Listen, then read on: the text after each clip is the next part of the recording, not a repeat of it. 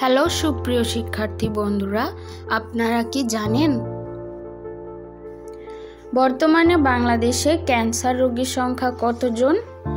বা ইতোমাদ নামক ব্যালিস্টিক ক্ষেপণাস্ত্র কোন দেশ তৈরি করেছে?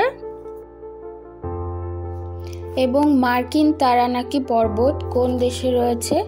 এ সকল সাম্প্রতিক তথ্য জানতে দেখুন আজকের ভিডিওটি। সাবস্ক্রাইব ও লাইক করতে কিন্তু ভুলবেন না। বর্তমানে বাংলাদেশে মোট ক্যান্সার রোগীর সংখ্যা কত?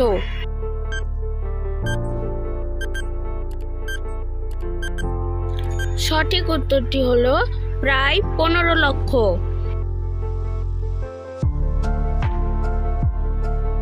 আন্তর্জাতিক শ্রম সংস্থা কবে গঠিত হয়?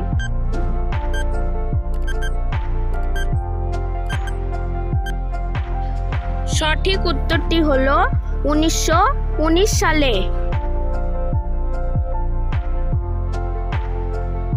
ইতেমাদ ব্যালিস্টিক ক্ষেপণাস্ত্রটি তৈরি করেছে কোন দেশ?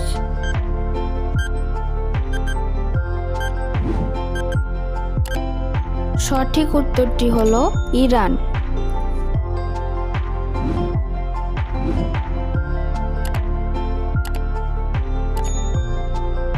মাউন্ট তারানাকি পর্বত কোন দেশে অবস্থিত?